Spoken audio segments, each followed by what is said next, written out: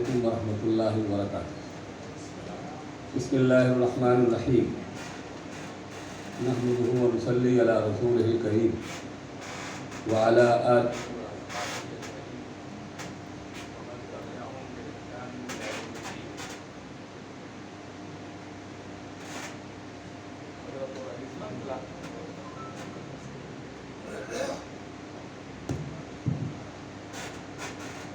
سعادة رئيس الجلسة والحضور الأفاضل، إخواني خريجي الجامعات السعودية في الهند.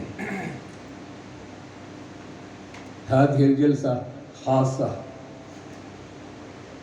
لدور خدمات المملكة العربية السعودية في شتى مجالاتها، وأقول وبالله التوفيق أن أول خدمة خدمت هذه الدولة الرشيدة هو توسعة الحرمين الشريفين زادهم الله شرفا وكرامة،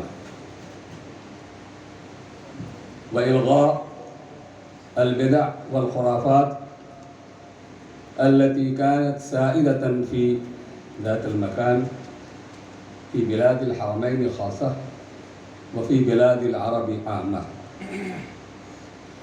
والثاني إنشاء رابطة العالم الإسلامي على مستوى مسلمي العالم، أظن في عام 1962، وفي ذلك الوقت قامت هذه الدولة الرشيدة بإنشاء الجامعة الإسلامية بالمدينة المنورة، متمثلة بطلاب الوافدين من جميع أنحاء العالم. هذه هي الخدمات العمومية والعامة لجميع مسلمي أنحاء العالم. وكذلك هناك خدمات كثيرة من طباعة المصحف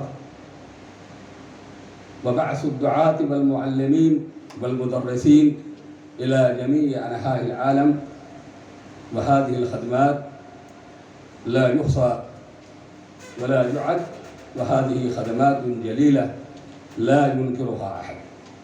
فنحن نشكر هذه الدولة الرشيدة والقائمين عليها من ولاتها بأن يوفقهم الله الخير والصلاح في معاملاتهم ويصونهم عن السوء والمكروه. هذا ما عندي، وصلى الله على نبينا محمد صلى الله عليه وسلم، وآخر دعوانا أن الحمد لله رب العالمين.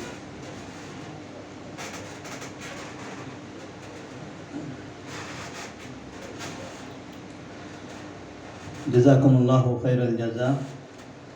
حقيقة لو تكلمنا يوما أو يومين أو أكثر من ذلك عن دور المملكة العربية السعودية في عناية الأقليات المسلمة أو خدمة الإسلام والمسلمين فلا ينتهي.